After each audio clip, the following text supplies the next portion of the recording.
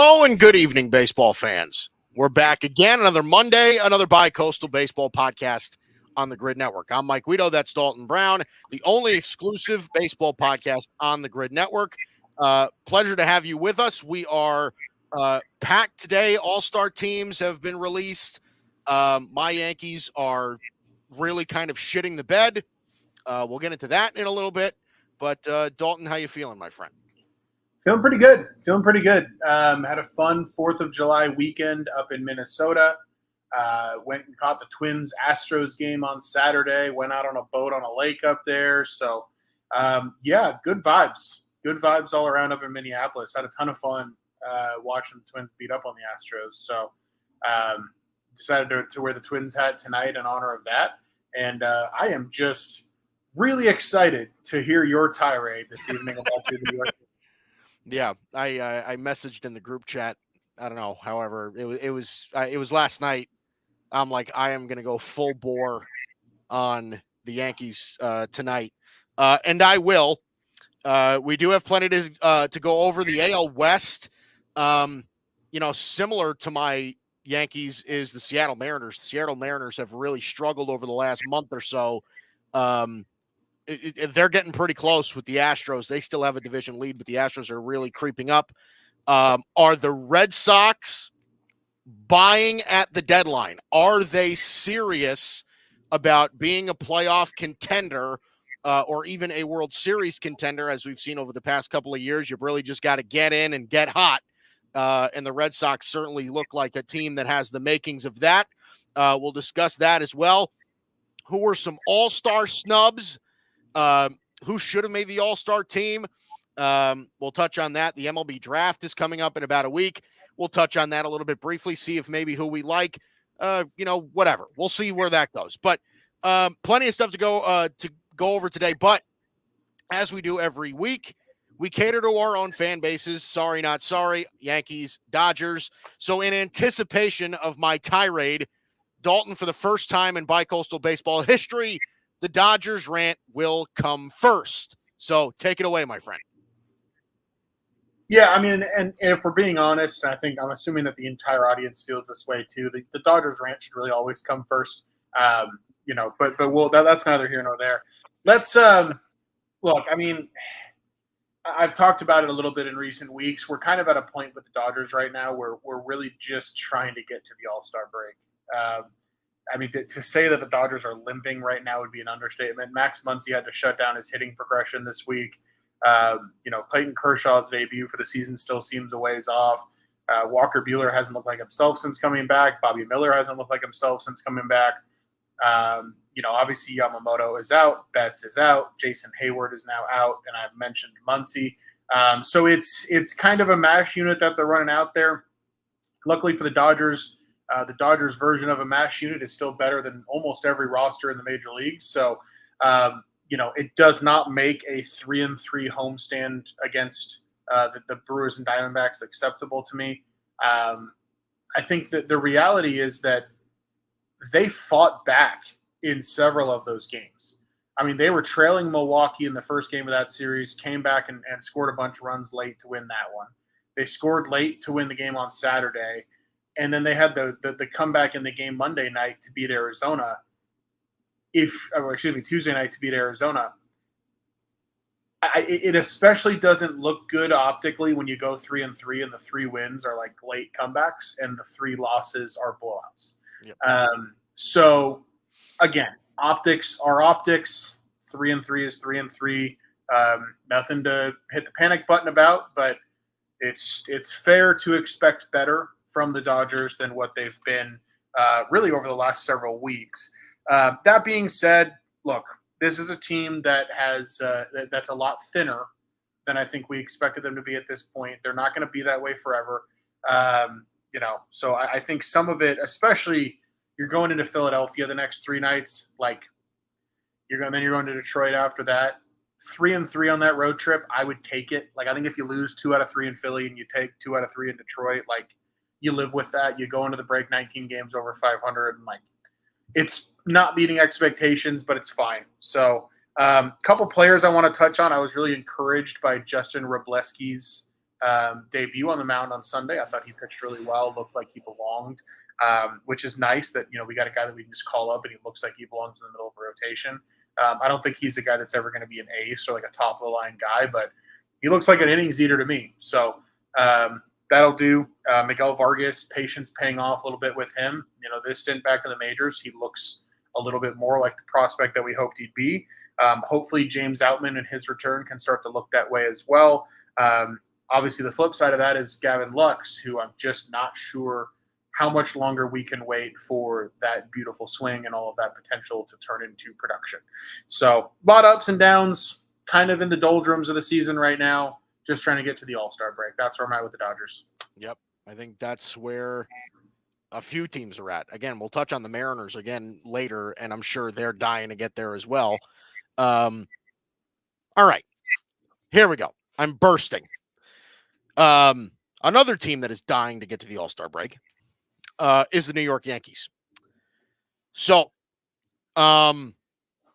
this is a stretch that is all too much like what we've seen in the previous several years. Okay. The Yankees are 6-16 in their last 22 games. So since June 13th, which is their last series win, which was, again, a four-game series where they won 3 out of 4 on the road in Kansas City. Solid series win. Since then, 6-16, they have yet to win a series. They split a series with the Toronto Blue Jays in Toronto. Hooray. But that's all we have for the last month. We've been among the worst teams in baseball since the middle of June, and it's on both ends. We can't score runs. We can't pitch. We can't throw out of the bullpen. It has been an utter nightmare for about a month. And here's really where I want to take this. And I understand that there are a lot of Yankee fans that want people to blame. Whether it's Brian Cashman, whether it's Aaron Boone, whoever, right? I mean, whatever buzz name you want to throw out, that's really, that's who takes the blame. Oftentimes it's Brian Cashman. I'm going to go to Brian Cashman's defense on this one.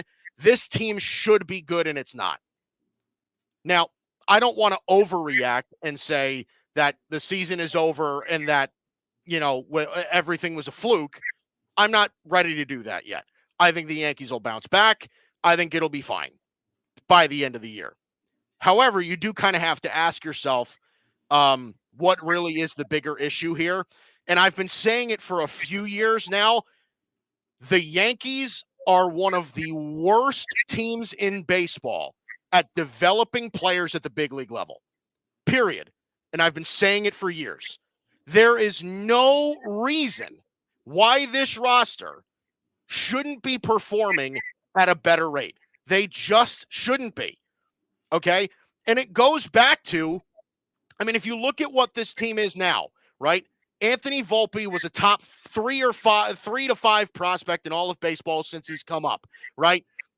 I like him, but he hasn't performed like a top 5 prospect, right? He had a great March and a great April. And ever since then, he's been horrendously hot and cold. Okay? Austin Wells, same thing. Top 100 prospect. One of the best hitting catchers in the minor leagues. His OPS is under 700. This is kind of where we're at, right? We have players in the major leagues that rake in the minors. As soon as they get to the bigs, there's absolutely little to no production from them whatsoever. But this doesn't just start here. This was years ago that this was happening. Okay? The whole Baby Bomber project, everybody remembers that, right? The whole Baby Bomber thing, where it was Aaron Judge and Gary Sanchez and Gleyber Torres and Greg Bird and Miguel Andujar and whoever else, Clint Frazier, they were all coming up at the same time. And they were supposed to be the Atlanta Braves. They were supposed to be these teams that just breed young talent. Well, whatever happened to that? How many of those guys actually panned out? I understand that, when you gamble on prospects, right? I understand that, okay, some of these kids just aren't built for it. I understand that. But if you have 7 guys coming up at the same time and 6 of them don't pan out, that's something within the organization that you're doing wrong, okay? Gleyber Torres was a top 3 prospect in baseball, and he's a fine big league second baseman. But I didn't sign up for a fine big league second baseman. I didn't sign up for a guy who's hitting .210 and has 6 home runs in the middle of July. That's not what I signed up for. I didn't sign up for Greg Bird being out of the league. I didn't sign up for Gary Sanchez going elsewhere and finding a place in Milwaukee. Okay? I didn't sign up for Anthony Volpe hitting .250 and having an OPS under .690 by the time July rolls around. I didn't sign up for that. And I don't think any Yankee fan did. I don't think any of the Yankee organization did. I mean, if you look at what the Yankee roster is today, can you really blame Brian Cashman? Who are the guys that are really having an issue today? It's Anthony Volpe, self-developed. Gleyber Torres, self-developed. Like, there is something in the major league organization, okay? Because these guys rake in the minors. Something at the major league level that is turning these guys into dust. And that's the really frustrating part for me.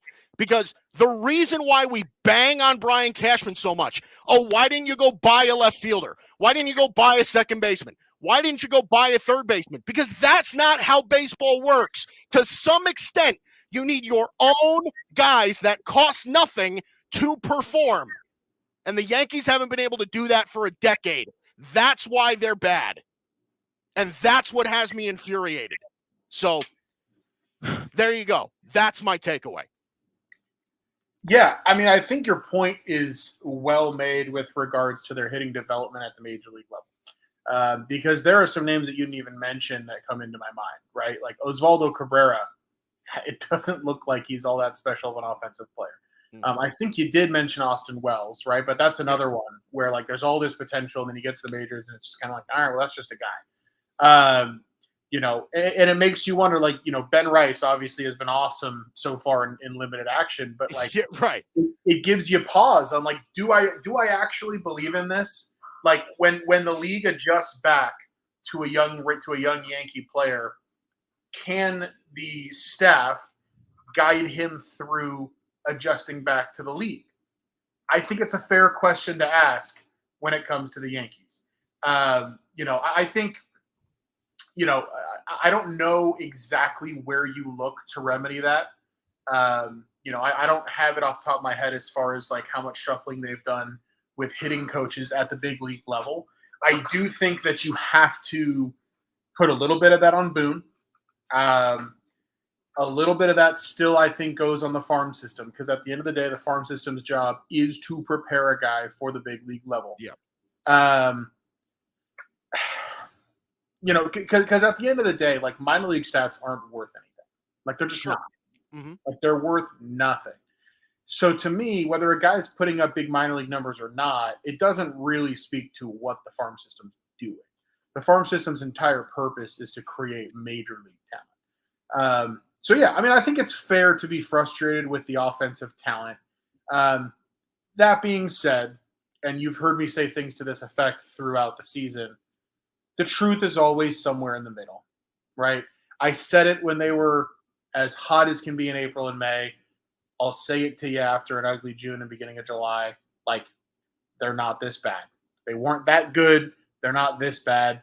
The truth is somewhere in between. Mm-hmm. If there's one thing that I would invite you to take solace in, there are only 4 teams in baseball that have a run differential of greater than 100.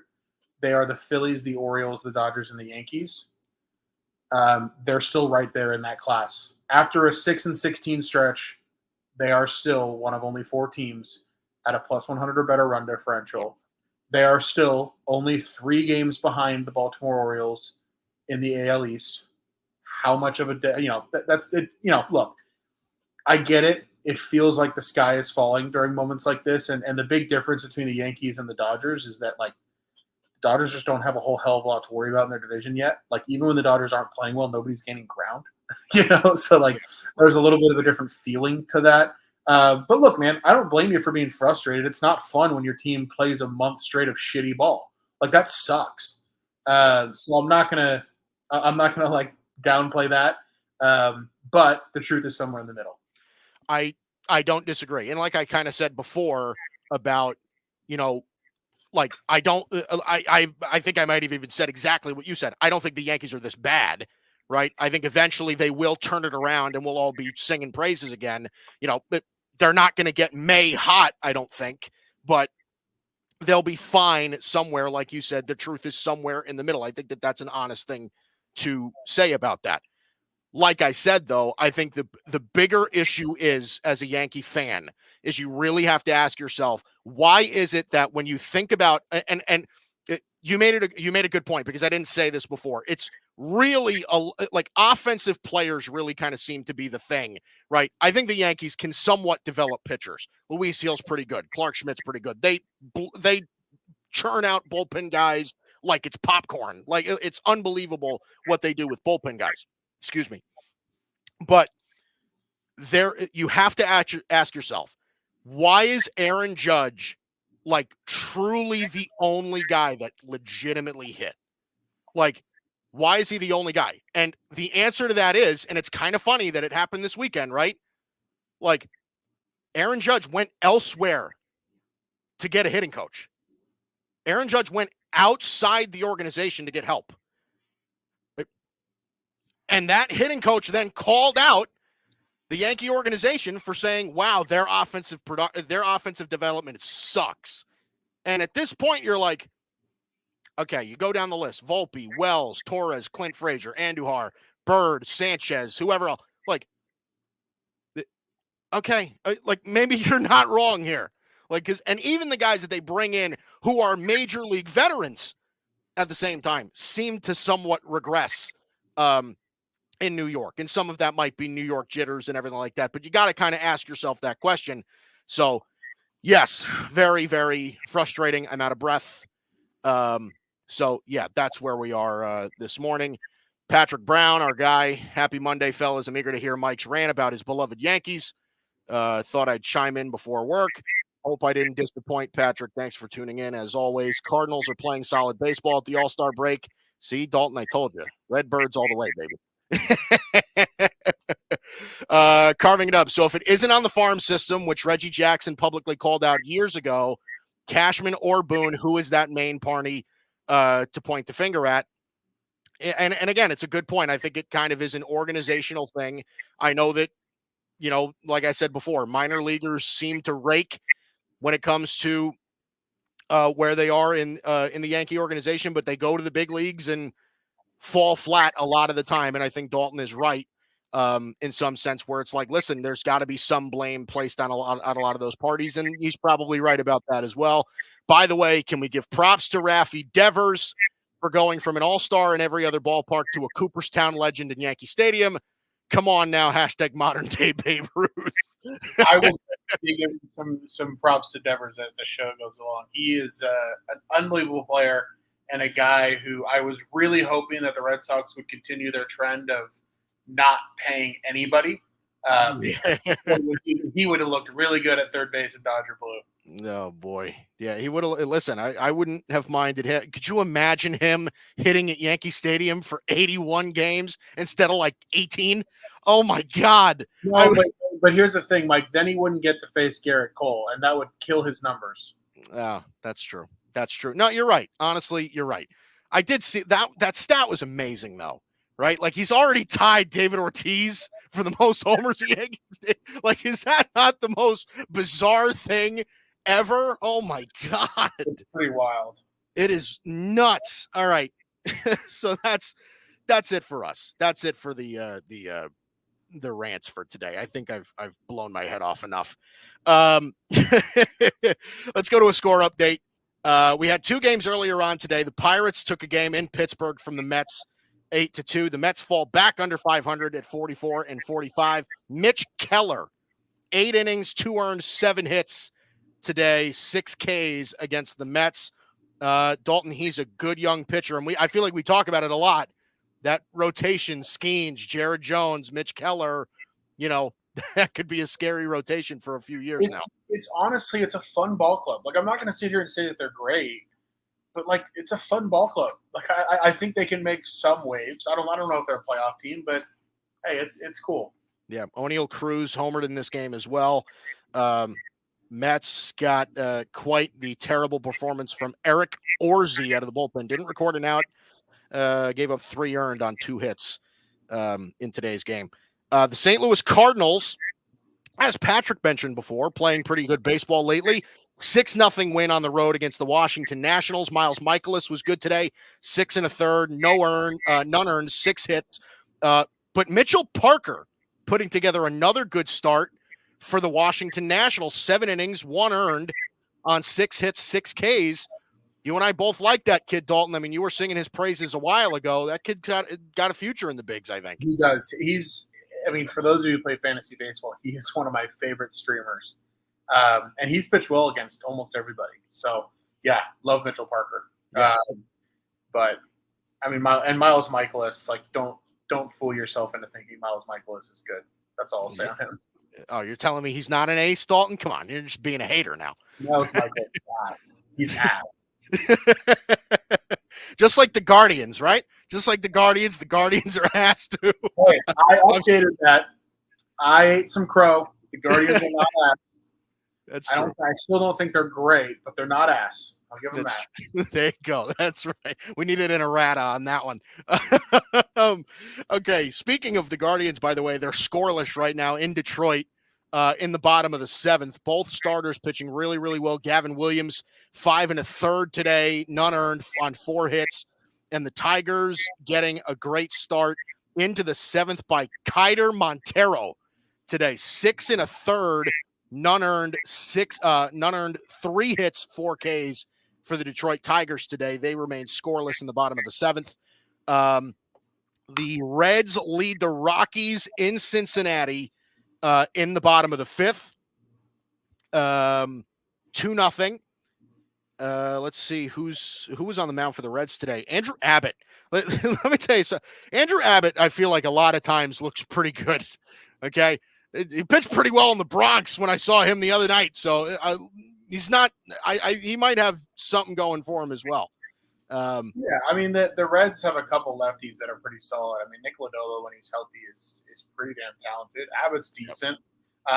The Reds have guys that like have some upside. The problem is that they pitch half their games at Great American Small Park, and it's just it's tough to develop young pitching in that ballpark just in general. I mean, just ask Hunter Green, who look, I'm a fan of Hunter Green. He's still a lot younger than people realize.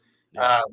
But like it's tough to develop good pitching numbers in that ballpark. Yeah, certainly is. So they lead 2-0 in the bottom of the 5th against the Colorado Rockies. The Twins have a 1-0 lead in the bottom of the 1st in Chicago against the White Sox.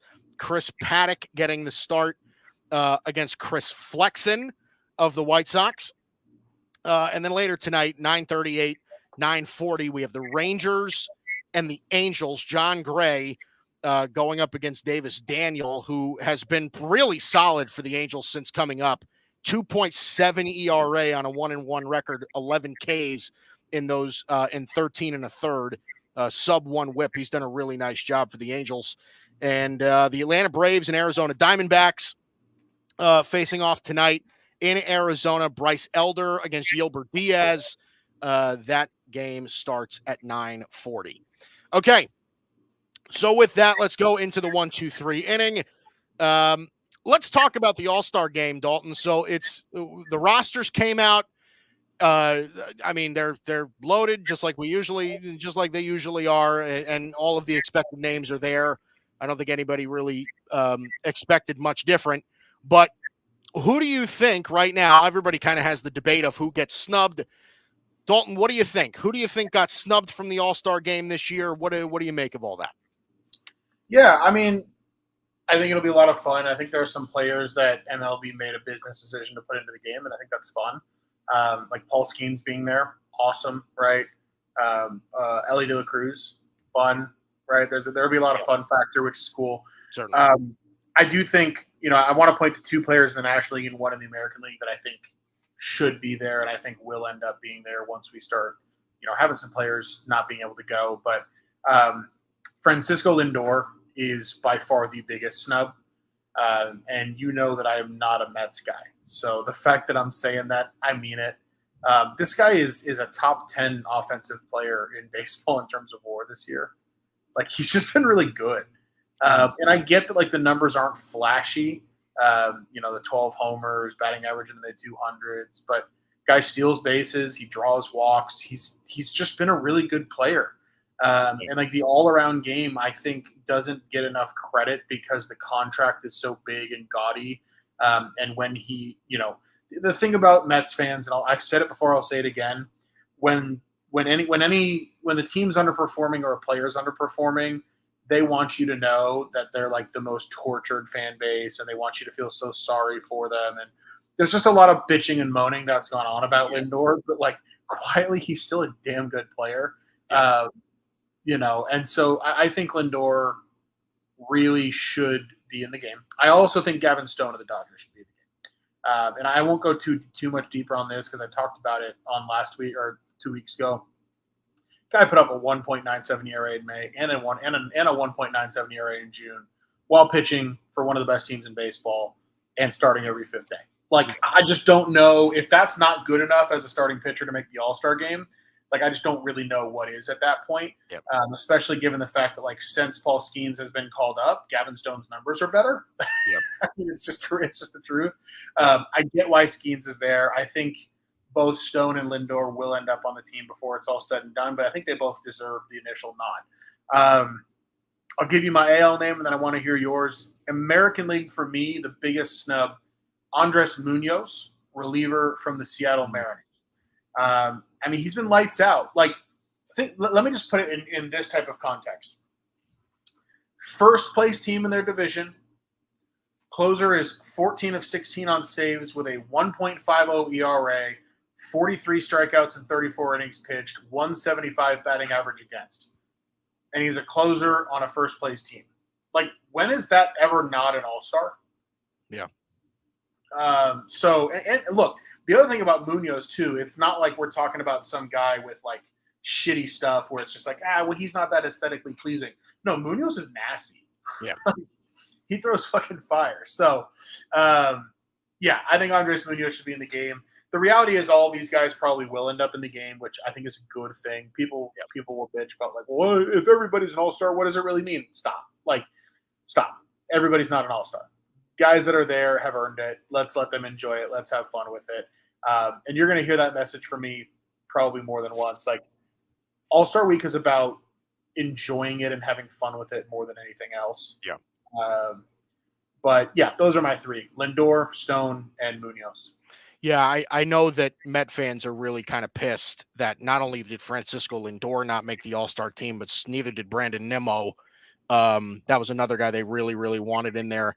Francisco Lindor, I think people kind of need to, like, when you put it into perspective, like, I don't disagree. I mean, Francisco Lindor, I think I forget when he started hitting in the leadoff spot, but since he's been hitting in the leadoff spot, he's been unbelievable. But before then, Lindor was treacherous to begin the year. So I think that, I would imagine that plays into some of those decisions, but I don't disagree. I mean, I think Lindor, you're talking about one of the best offensive shortstops at the position. He's one of the, better shortstops in the game at the moment, even on, and he's only 30. I mean, you kind of think that he's like getting up there in age. He's really kind of not. Like, he's still a relatively. Some of what it is, Mike, is it's that having a fan vote. I understand why MLB views it as an important thing. So I'm not going to sit here and be like, abolish the fan vote. But the problem with it is that fan perception always lags behind reality. Like, because not all fans can be expected to be hyper plugged in all the time. So usually their perception of a player is based off of, like, what happened 4 to 6 weeks ago, for example. Yeah. And I think Lindor is a guy that's a little bit of a victim of that because a narrative grew around him really loudly that, like, this dude's not worth his contract. Lindor's a bum. And it's like, nah, he put it together. And so I think he's kind of fallen. I think it'll be rectified. But I just want to make that point. Yeah, no, and I think you're right about that. So here, let's dive into mine. So, um, I think it's kind of funny when you brought up, like Oakland A's that are like you just don't see them winning awards, right? Like I picked Mason Miller for my Rookie of the Year last week, and you were just like, I don't know, I don't see I don't see them giving it to like one of the guys that pitches for one of the worst teams in baseball. What about Brent Rooker not making the All-Star team? That guy's OPS is like nearly 900. And how many guys in baseball at the moment can we honestly say, and I don't even know, how many guys in baseball can we honestly say is putting up production like he is on a team that is as piss poor as him, to where he's really the only guy you have to pitch to or you have to pitch around? Like, that dude's knocking 18 home runs. And I understand that he's not like a defensive monster. I get that, but who gives a shit? Like, his OPS is 891. He's I don't, that to me, I think is mind boggling. How you can have a guy that has an OPS over nearly 900 and you're not throwing him in. And I can say kind of the same thing about Christian Walker. Is I think Christian Walker is another one of these guys that I think probably should be in there as well. OPS 853. He's got 22 big boys. I mean, I don't know. I'm kind of, and the batting average is, it's not like he's hitting 210. He's hitting 270.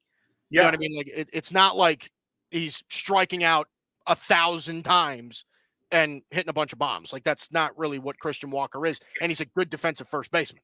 So I'm not really, those are two for me. I only came prepared with two, and I threw a homer into Luis Heel, by the way, because just like, and listen, I understand that, like, his previous 2 or 3 starts before this last one against Boston really kind of knocked him off the map. He really got knocked around, and I understand that.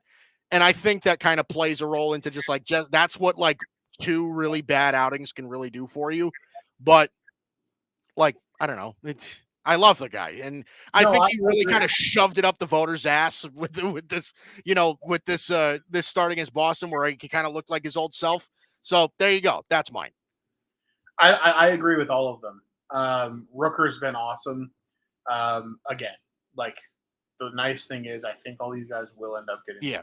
But Rooker has been awesome. I mean, 18 home runs, 54 RBIs, 278. I mean, you touched on it. He's been great. So no argument there. With Christian Walker, just for those of you who don't follow the Dodgers Diamondbacks series, one of the more absurd things like that I've ever seen is what Christian Walker does when he plays at Dodger Stadium. In his career at Dodger Stadium, he has started at first base for the Diamondbacks 34 times. Christian Walker has 19 home runs at Dodger Stadium. Like, I just want to kind of version of Rafi Devers. What do you want? I kind of just want to let that sit, right? I mean, we're talking we're talking about a guy who's hitting a home run in more than half of his starts at Dodger Stadium. Like, if he played 162 game season at Dodger Stadium at this rate, he'd hit 90 homers. it's stupid. And dumb numbers. I mean, he hit like 4 of them this last week too. But I'm so tired of him coming to them. Because, like, don't get me wrong, Christian Walker's a very solid player. He's a great defender. He's a solid hitter. I don't think anybody thinks he's like great, but he's solid. He's all-star worthy, I would say. But dude, when he plays at Dodger Stadium, I mean, it's modern day Babe Ruth, like we were saying about Devers at Yankee Stadium. It's completely ridiculous. Yeah, it's nuts. It's nuts. So no respect for Luis Heel, huh? He's out. That's what you're telling me. No. I told you I agree with all 3. There you go. I mean, look, Heel's still 9-5 with a 3.27. I mean, that's that in a Yankees rotation, and no, he's been great. And I think, look, I was really happy to see how he pitched last night. Like, that was good. Yeah. To see him bounce back and kind of look like himself. I hope he continues it. I like the kid. So no, I think Luis Hill should be there, and I think he will. Yeah, that was a pissed off kind of start. I think, that you got from him. Like, I'm kind of tired of getting knocked around, so I'm just going to throw 100. And, like, I don't know. I didn't think that you were getting the ball from him very easy last night. But okay, so there we go with that. Let's go to the second inning, to the second out. Sorry, not the second inning, second out.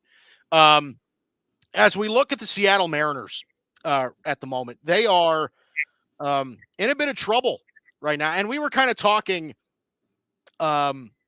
last week about, or whether it was last week or 2 weeks ago, we were kind of talking about the Brewers and saying, if they lost the division, would you kind of rule it a collapse? Well, the Mariners really have been struggling. They've lost their last 6 series. And right now sitting, where are they right now? They are just 2 games ahead of the Houston Astros, who were awful to begin the year, sitting at 49 and 43. So Dalton, what do you make of this? What do you make of the Mariners struggling lately? What do they need to do to kind of to figure it out? What do you make of that whole situation over there in Seattle? So first, I just want to, I have had to eat some crow on the Guardians, so I want to take a victory lap. I told you all over and over and over to bet the Astros that the odds got longer and longer on them to win that division. They're now favored to, rightfully. I would still keep betting them. They're going to win that division. Anyway, when it comes to Seattle, it's about as simple as it can be to diagnose what's wrong with them. They can't hit. What's truly alarming about that for them is their entire approach this last offseason was, let's acquire guys that can hit. And it just didn't work. Part of it is like Julio Rodriguez has been a bad offensive player. Like Mitch Haniger has come back and hit 209. Jorge Polanco, who hit his whole career in Minnesota, is batting 189. Like Ty France, 228. Cal Raleigh, 203. J.P. Crawford, 209. Mitch Garver, 179. They just don't hit. Like, I'm not a huge batting average guy, but it's not like any of these dudes are putting up big power numbers either. Like, this team they just don't hit. It's really that simple. They're the worst offensive team in baseball in a league that has the Oakland A's in it, in a league that has the Chicago White Sox in it, in a league that has the Rockies away from Coors in it. This is the worst hitting team in baseball. It's a shame because the pitching is absurd. Like, the starting rotation is all time across the board. The bullpen, I mean, the number of guys in their bullpen with ERAs under 4, like even just looking at their box score from yesterday, like Ryan Stanek, Austin Voth, Andres Munoz, Snyder, like all these guys are just putting up awesome numbers out of the bullpen for that. Right. It's got to be depressing as a Mariners fan because you're sitting there and you're like, man, like we went out and like tried to make adjustments to the one hole of our team. And it just didn't work. And now we're the same team we were last year, which is a team that can really pitch and really can't hit. And that's going to land you maybe in the wild card if you're lucky. That's just the reality. They're now down to just 49 and 43 on the season. As far as the outlook for them, I think it's really important to point out that like these offensive struggles are not fixable at the deadline. They're not. Yeah. Like you need to address them. You need to go at least 1, maybe 2, maybe even 3 bats if you can. But you're not going to fix it. Like, in order for this to get fixed, guys that they signed to hit are going to have to turn it around. Like, inevitably. Like, Jorge Polanco cannot be below the Mendoza line. Like, that just can't happen. Like, Julio Rodriguez cannot be a below average offensive player. It's just those guys are going to have to figure it out whether they acquire talent or not. And I think Jerry Dipoto is as aggressive as anybody. Like I think more and more that's going to be the landing spot for like a Vladdy Jr. But it's not going to it's not like they're going to go out and get 1 or 2 offensive players and this thing's going to be fixed. Those guys are going to have to turn it around on their own. And they're going to have to they better figure it out quick or this division. I know they're 2 games up right now, and it's weird to say about a first place team, but like this division is going to get away from them in a hurry. Yep. And you said before that you're not a big batting average guy. I'm a bit more of a batting average guy. their team leader right now in batting average is Josh Rojas, who is hitting 254. Yeah, I was going to say Luke Raley's right there at 252. Luke Raley is at 252. Those are the only two players on their entire roster that are hitting over 250. Their team batting average is 217. They are last in the league in team batting average. They are last in the league in hits. Like you can get away with that if you're leading the league in homers. Yeah, but they're right. They're not. No, they're not. And where are they in homers? Actually, they're tied for 12th in homers. So they are above the middle mark. But I mean, here's the thing. Their pitching. We said it at the beginning of the year. They have nothing but pitching, right? Like, so let me ask you this question, because you're right. They need a bat or two or three or nine or whatever. And Julio Rodriguez has been, I mean, he's a 632 OPS at the moment. He's been way, way, way under what we expect from him. I mean, do you entertain like surrendering a pitcher for a bat or a couple? Yeah, if you can. Yeah. I mean, you want to do it carefully, but yeah. I mean, the simple answer is yes, like right? If Logan Gilbert can get you a real serious impact bat. Oh man, I was thinking more like you Brian. I was thinking more like Emerson Hancock. Mm-hmm. Because even like prospect wise, it's pitching. Right, they have tons of it. I don't think you give up a guy like a Gilbert or a Kirby. I don't think you need to do that. But I mean, if giving up Emerson Hancock can get you like a good bat and a good prospect, maybe you do it. I don't hate the idea. You got to shake something up. The problem for Seattle though is like it's like you talked about with the Yankees, where it's like it almost does like it feels like, for example, if they were to pick up Vladimir Guerrero Jr., doesn't it just feel to you like he's going to go to Seattle and not hit? Like, I mean, at some point, this team's just not like maybe they're just not putting together a good game plan. Like Jorge Polanco, his whole career in Minnesota was like about as reliable as they came. Like like he's not going to be like a star, but this is consistently a very solid offensive player. Goes to Seattle, dead fish. Like at some point, they got to look inward, like and figure out what's going wrong with their offensive game planning and whatever else. Because this is, I mean, they've got talent in the building. They do. So I want to pull up. This is the graphic from the preseason, right? I mean, and this is essentially what their lineup has been all year, right? Like that. This is what they run out virtually every day, right? Not much has changed in this lineup. Like Dominic Canzone is seeing more time, but like this is the lineup they throw out there: J.P. Crawford, Julio Rodriguez, Jorge Polanco, Mitch Garver, Cal Raleigh, Ty France, Luke Raley, Mitch Haniger, Josh Rojas. Like that's a good lineup. That's a good lineup. Like, kind of like I agree with what you said. It's kind of like what I was saying before with the Yankees, where like if you put this lineup together, you're expecting it to be at least above league average offensively, right? Like at least above league average. They are dead last. Like you make a good point of like, you can't fix this at the deadline.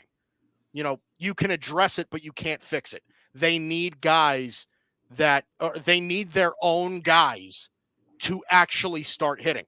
You know what I mean? And I like, is this an all-star break kind of thing? Take a week off, like get yourself in the cage. I don't know. I'm like, figure it out somehow. Whatever they're doing in the cage isn't working. And can you pull that graphic back up real quick? Because I want to talk about it too. Like one of the telltale signs when you look at an organization like this, you look at the pitching side, right? Obviously, Luis Castillo came out of the Cincinnati organization, but Gilbert, Kirby, Miller, Wu, Hancock, these are all Seattle guys, right? These are all Seattle developed guys. You look at the offensive side. J.P. Crawford came up in Philly, Jorge Polanco in Minnesota, Mitch Garver in Minnesota, Ty France in San Diego, Luke Raley with the Dodgers and Rays, Josh Rojas with the Diamondbacks. The only guys that are homegrown offensively are Julio, who has seemingly forgotten how to hit, Cal Raleigh, who's batting .203, and Mitch Haniger, who is a fossil, seemingly. Who they let go and then brought back on the cheap. Right. So, like, that's what they've developed offensively. That's it. Yeah. Like, the rest of these guys, like even the guys that have been around the Mariners for a little while, right? Like Crawford, France. These are not Mariners guys. Like J.P. Crawford was developed by Philly. Ty France was developed by San Diego. Like you want to talk about a team that's not preparing hitters for the major league level.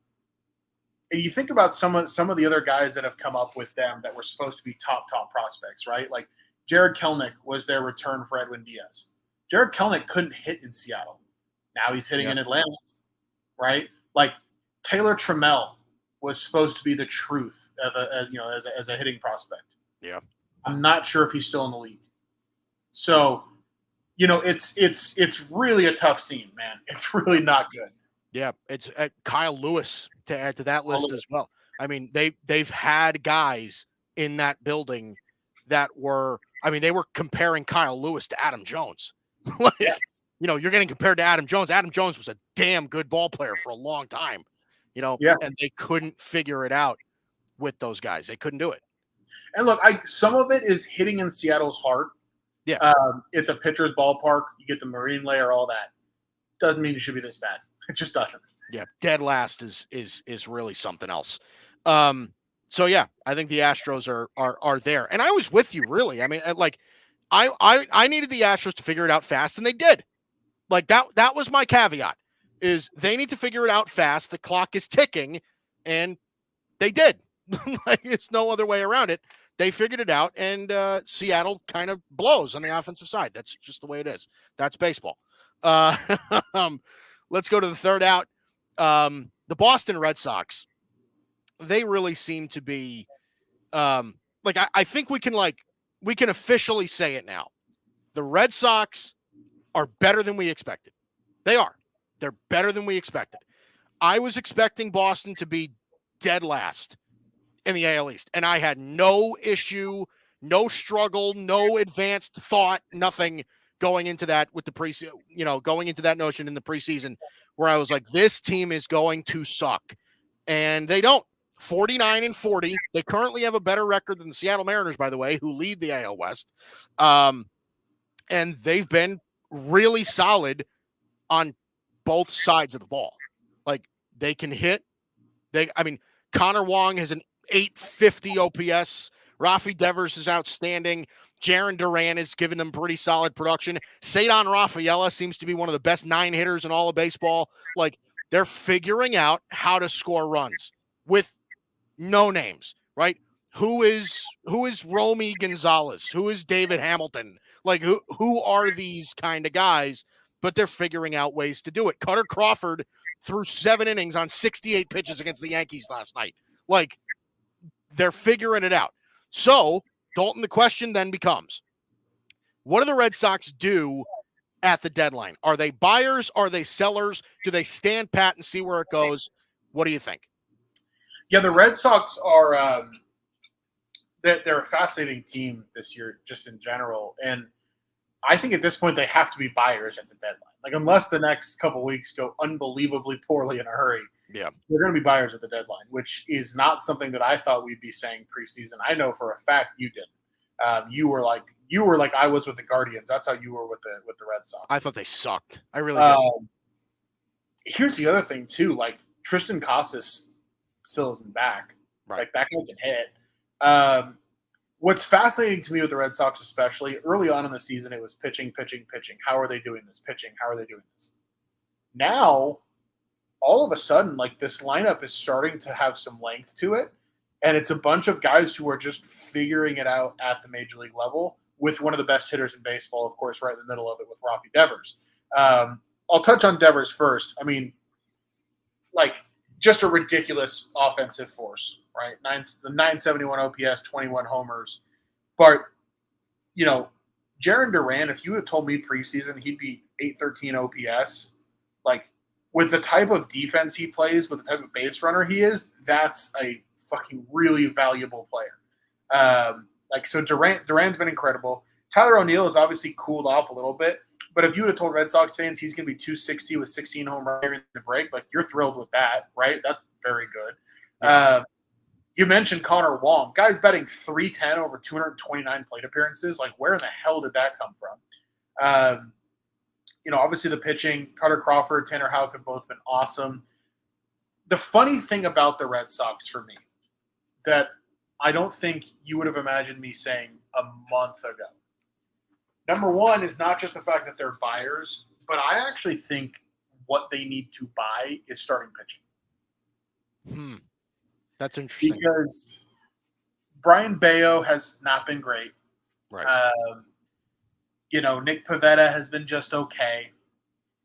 Do you really trust Cutter Crawford and Tanner Houck to continue pitching this way all the way to the fall? And do you want them starting games for you in October?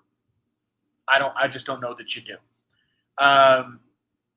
That being said, like I don't think they're a team that's going to make a big splash. I think realistically, like they're a year away, maybe two. But I think it reminds me a little bit of what we got with Arizona last year, where it's like, oh hey, like some of these young dudes are good. Like wait a minute, like there's something here. So it's exciting. It's an exciting time to be a Red Sox fan because you're watching a new core get birthed in front of you with them. Right. And so that's a lot of fun. And like we saw with Arizona last year, you just got to get to the dance. Like once you get to the dance, you just got to be hot. And there are enough hitters in this lineup that can get hot that I think, like, let's say they go out and they get a Jack Flaherty, right? Right. And then maybe they go and they get Jesus Luzardo, and one or both of them get hot. Like, who's to say this team can't go on a little bit of a run, right? I don't think they're a World Series caliber team, but you never, ever know. So they've given the fans in Boston something to root for. As if the fans in Boston don't deserve it. Like, I've had enough. I mean, like, it's not like I don't feel good for that fan base. They can all go fuck themselves. But, like, hey, Red Sox are a good team. They're going to be a lot of fun. And, it's really a testament to their major league level player development. Mm-hmm. Yeah. Yeah. You hear that, Bryson Carver? You hear that, Tim Barnard? And go fuck yourself, according to Dalton Brown. Yes, you can. All right, courtesy of them. I mean, especially young Boston fans, like, you don't know what despair feels like as a fan. So, like, I'm not saying you shouldn't be a fan of whoever you want, root for whoever you want, root however you want. But, like, I don't need you to keep winning. Like, I personally am rooting against you. Just get over it. Listen, it's Title Town right now, man. I don't know if there's any sports city that's hotter right now than Boston. But listen, I think I said this about the Red Sox back when they played the Yankees the first time, right? They are a scrappy baseball team if I've ever seen one. They are the kings of like putting your fist through a wall because they just find these bloopy way to get hits. It's remarkable. Like how many times they just fight pitches off and they bloop over the shortstop's head. Like it pisses me off to no end. But they run like hell. Jarren Duran and David Hamilton are both over 20 stolen bases already in the year. Cedar Rafaela runs. They're a fast, very scrappy team that doesn't have a ton of power, but somehow are tied for the, in the top 10 in home runs. Like they're somehow in that conversation, right? Like you said before, Tyler O'Neill, 871 OPS, 971 OPS for Devers, 813 OPS for Jarren Duran, Connor Wong, 806 OPS. I think the Yankees themselves have two guys in their lineup. Maybe let's exclude Ben Rice for a minute, okay? Two guys in their lineup with an OPS over 700, and it's Judge and Soto. And I think like that's kind of where we're at now, is that the Red Sox are getting production from guys that nobody expected. Willie Abreu is in that conversation as well. Like I said, Connor, I went into the season saying, like, the Red Sox young guys don't impress me. They're all underdeveloped. They all need more seasoning, right? Connor Wong is this skinny little defensive short catcher that I never thought would be able to hit. Okay. Same thing with Jarren Duran. I thought he was just a speedster. Like he was just speed and defense in the outfield. I never thought he'd be able to hit. Yeah. I like they're shocking me. And the point you make about pitching, I don't disagree. Right? Houck has obviously been phenomenal. Cutter Crawford has been well above average, right? Like those are two guys that I think like they'll pencil them in a playoff rotation. I don't think they'd have any problem with doing that.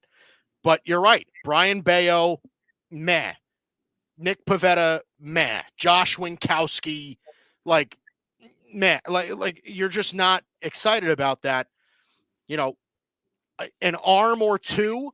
I mean, look, the Red Sox are not short on high-flying prospects. I doubt they're trading Marcelo Meyer. I doubt they're trading Kyle Teal, right? But outside of that, I think everybody's kind of up for grabs. I think Roman Anthony could be had.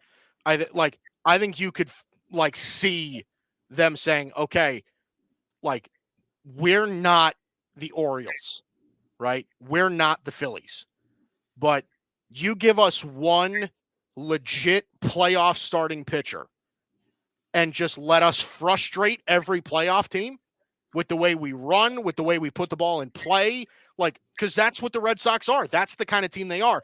And then once they get Casas back, they get a little bit more thump in that lineup. You get a hot streak later in the year from Yoshida.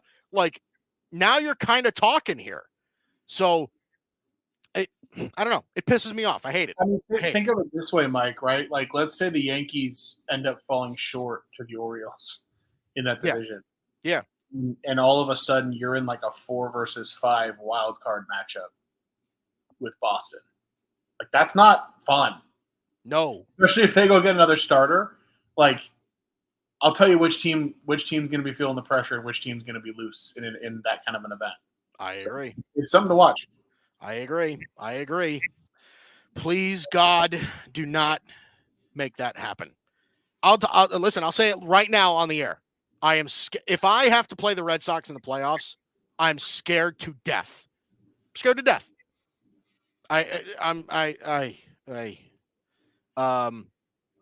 So okay, let's go into another score update. We do have a game that went final. The Tigers taking a win 1-0 at home against the Cleveland Guardians. Tigers Guardians, another one of those games that finished in like about 2 hours. I mean, I'll try not to go on this rant too often, but like you just cannot tell me that a 2-hour game is good for baseball. Like that just sucks, man. Yeah. Like people paid for a ticket, probably struggled to get to that game after work on time, and they got to hang out at the ballpark for like an hour and 45 minutes or 2 hours. Like that sucks, man. Yeah. And the lines really sucks. And the lines to get food are still long. So like, you know what I mean? Like you're up at the food line for an inning and a half. You're in your seat for an hour and 15 minutes. Like, man, when I was at Astros Twins on Saturday, the game was 9-3 and it was still only like 2.5 hours. I was like, man, it's a beautiful day at the ballpark. Can we just enjoy it? Why are we in such a hurry? Anyway, continue. No. But that's an interesting thing, and maybe we can touch on it next week. About maybe not next week. I'm out next week, but the week after we'll pin it. Of game speed, right? Pace of play, the whole thing. Because I kind of get the feeling that you're an anti-pitch clock kind of guy. Is that really where you're at now? Okay, so I've always been anti-pitch clock, and I still am. Yeah. So listen, we'll have that discussion going forward as well. But so 1-0 Tigers beat the Guardians in Detroit. As I said before, 8-2 Pirates over the Mets. 6-0 Cardinals over the Nationals in Washington. 2-0 Reds still as we head into the bottom of the 8th with the Reds and Rockies in Cincinnati. The Twins and White Sox right now are knotted at 1 in the top of the 4th. What did we get out of that, by the way? Let's see if we got any. Did we get any homers? We got 2 homers. Trevor Larnach with a homer in the first, and then Martin Maldonado with a homer in the third. Riveting if you see Martin Maldonado blast one out. So tied at 1. It's Like funny. I said, I saw the notification come up on my phone because I have MLB home run tweet notifications. So anytime anybody homers, I get a notification. Yeah. And I saw Martin Maldonado, and for a second, I thought it said 480, not 408. I thought it was a 480-foot home run. I was about to stop the entire show so that we could talk about Martin Maldonado hitting a 480-foot home run. Could you imagine if that actually did? Like, that would the entire baseball world would be shook for about a week if Martin Maldonado blasted one 500 feet. Yeah. Just ridiculous. Hits one off the scoreboard. And then again, like I said, later today, Texas Rangers, LA Angels, 9:30 in Anaheim. John Gray and Davis Daniel. And Anaheim, call them that. Say again? They're the Anaheim Angels. What did I say? LA Angels? I did say in Anaheim, though. Do I get half credit at least? Nope. Nope. All right. But okay. So the Atlanta Braves and the Arizona Diamondbacks, no confusion there. Bryce Elder, Yilbert Diaz on the bump in that one in Arizona at 9:40. Okay, so I kind of wanted to, I'll kind of spring this on you, Dalton, because I know that in other leagues, it's not really that. In other leagues, it's a much bigger deal than it is in baseball, right? But the Major League Baseball draft is about a week away, and I think like fans really don't pay attention to who they pick up because it's a 20-round draft. It used to be 40, right? And you're just like, you know what? It's the minor leagues is a crapshoot anyway. Really, what are we getting out of these guys? You're not going to see them for 6 years or so.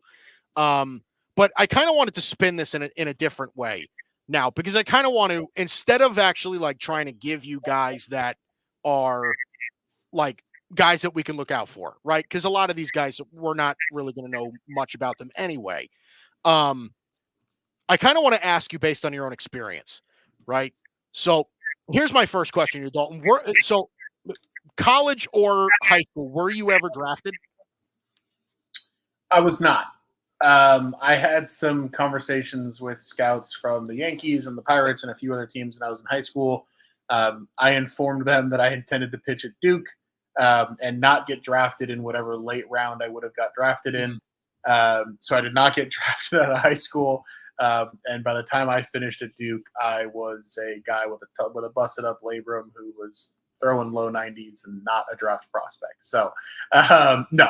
I was never drafted, briefly had some conversations with scouts, but I was not that guy, pal. But so let me just kind of ask you this, because again, like I said, I say this all the time. You played at a higher base, you played at a higher level that I did, right? So I think you have a better understanding about how a lot of this process works.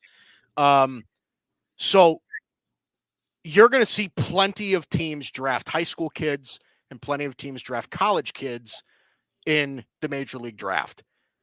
What are some of maybe the pluses and minuses of each of what you're getting when you draft a high school prospect rather than drafting a college prospect early in the draft? So the biggest thing is when you're drafting a high school prospect in the first round, that's usually a kid that is like more talented at 18, 19 years old than that kid you're drafting out of college was at 18, 19 years old. Mm-hmm. And so a lot of times you're taking a shot at like, you're shooting for the stars potential wise. College kid, you have a little bit of a better idea of what you're getting. You're drafting because you got to go to college for 3 years for those who aren't, versed in it. You got to go to college for 3 years, and then you can get drafted again at 21 or 22. So you're getting a more developed player when you're drafting a college kid. You've seen them play against, like lower minor league level competition, which is usually what college is considered pretty, equivalent to it at the D1 level. Yep. So you're getting a kid that you've seen play like adult baseball. and you've seen them develop a little bit more into their body. So I think, teams that are drafting a college player are looking for a guy to be in the bigs within 1 to 3 years. Teams that are drafting a high school player are expecting a guy to be in the bigs within 3 to 5 years. They're handled differently when they're drafted. The signing bonuses sometimes look a little bit different. Very different expectations in terms of like what each kid is. As far as like players I'm most excited for, Mike, I got one that I have to make sure I mention on this podcast. Yeah. Because he's like my favorite player in college baseball. Jurangelo Senja. You may have seen his name written and not know who I'm talking about because his last name is spelledCijntje. That is pronounced Senja. Jurangelo Senja is a switch pitcher for Mississippi State.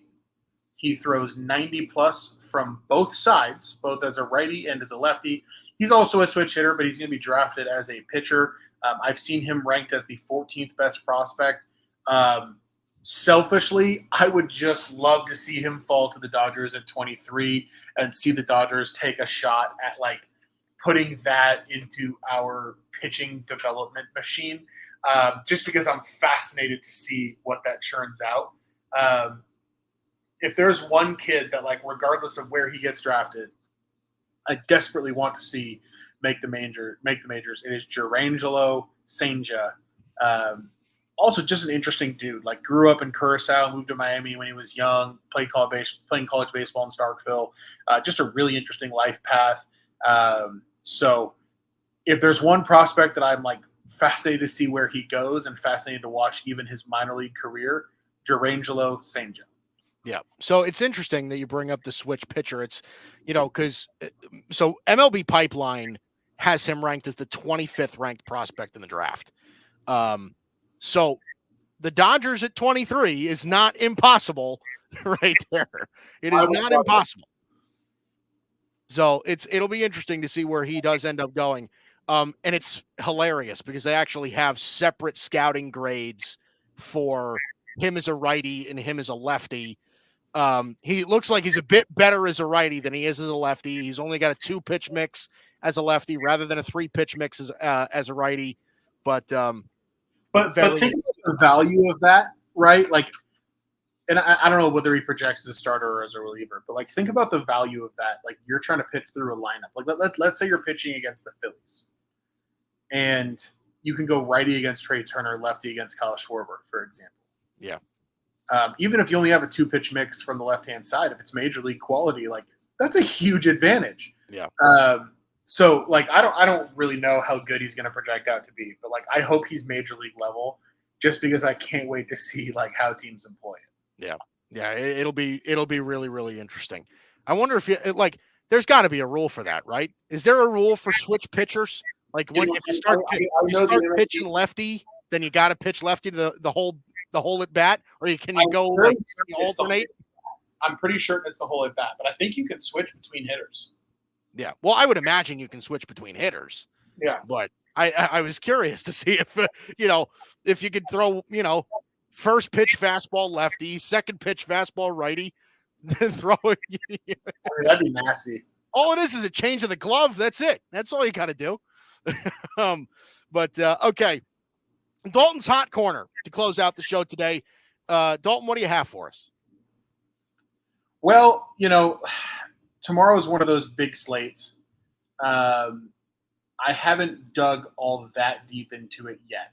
Mm-hmm. One thing that I am looking at, I'm interested in the Kansas City St. Louis game. Particularly, I'm interested in St. Louis. Michael Wacha is a guy that it's just kind of a regression candidate, like Kansas City is as a whole. We've started to see it happen a bit. Yeah. They've kind of leveled out, but St. Louis is just a hot team right now. It's not really a team that I want to get in front of. Right now, that game's roughly a pick 'em, and I think there's a little bit more talent on that side. I don't think Palante and Wacha is like a pitching mismatch at all. I'm just kind of riding the hot hand here with St. Louis. I like the Cardinals both first 5 and full game. You can get them full game around -114, -118, depending on where you look. It helps that they have like arguably the best closer in baseball at the back end too. So yeah, I mean, I've kind of dumped on the Cardinals a lot on the show this year, but I mean, they're a team that's deserving some like Mason Wynn batting 294 at the top of the lineup. Like he's turned into a hell of a player. It's a lineup that's just really solid, and I think Palante can give them enough tomorrow to keep them in the game. And yeah, give me St. Louis at home tomorrow night. See, there you go. Even a, even a half pick. I bet it wins tomorrow. I do. I bet it wins. The picks I've been giving out on this show have been like, I haven't been tracking the exact results, but I feel like they're winning every single week. So if there's they are winning a lot. They are winning a lot. If there's anybody out there that's been tailing them, like let me know, because I feel like I'm like 9-1 in my last 10 or something. Yeah, which is pretty funny because my betting record overall is not that good. Yeah, I think I do think that your track record is pretty good. If I can, like I said, I don't remember everything, but I would imagine that it's pretty good. Okay, that does it for us. As for Dalton Brown, I'm Mike Guido. We will not be here next week. Unfortunately, I'm going to be in Montreal. I have another bachelor party. See, now I have friends getting married, and I don't know. I people like me, I guess. They want me to go to strip clubs with them and stuff. I don't know. But so I'll be in Montreal next week. So we will not be on. But the week after, I would imagine, is when we will be back. Dalton, any closing words before we say goodnight to all of the fantastic people that tune in? I mean, it's a good weekend for a bachelor party. It's a good weekend for us to take off. I don't think anybody was going to be watching us instead of the home run derby. So that's right. I think it's for the best. Excited to get the Dodgers to the All-Star break. I'm not excited for the All-Star break. It's like the worst sports week of the year once you get past Tuesday. Well, the derby's always fun. The game's always fun. Looking forward to that. Yep. And I really hope that the derby is improved this year than it has been in years past. Mike, I don't want to take a bunch of time on this, but I like the new rules. I do. Mm-hmm. Like I think they're solving where they're limiting the number of swings solves because I'm just telling you guys firsthand. Like I was at the home run derby at Dodger Stadium 2 years ago. They did an unbelievably shitty job of counting the home runs. Yeah. Like when you actually go and you watch it live the last couple of years, I'm not even kidding. Like there were rounds where I counted like 3 or 4 home runs that didn't even get tallied. Like it was such a like blatantly inexact science for something that people actually bet on that it was completely infuriating to me. So I think limiting the number of swings will cause the whole thing to slow down a little bit and make for a much better product. So rare change that MLB makes that I like. Yeah, absolutely. And the thing that I can complain about truly was that in the past couple of years, and I remember exactly what it was at Dodger Stadium because I remember that being an issue then, was the way that it gets broadcasted on television is terrible now. It's terrible. Okay. Half the home runs you don't even see. They don't they have interviews going on during guys that are hitting. I'm like, can we dumb it down to the dumbest point and let me watch balls go far? Like, that's what I want. It's not that complicated. But I'm not gonna lie, Mike. Part of me craves the old 10 outs. You remember that? Oh, dude! Like I'm that's telling what you, we grew up with. If we could go back to those days, I would, 100%. I mean, not just with the Derby, with the All-Star uniforms too. Don't even get me started on these abominations that they're going to be wearing. Like, let the teams come out in their whites and their grays, man. It's a beautiful game. All-Star. 100%. All right, we got to go. Mike Guido, Dalton Brown. This is the Bicoastal Baseball Podcast every Monday, 8:00 Eastern Time on the Grid Network, except for tomorrow, except for next week. But we'll be back the week after that. We'll see you.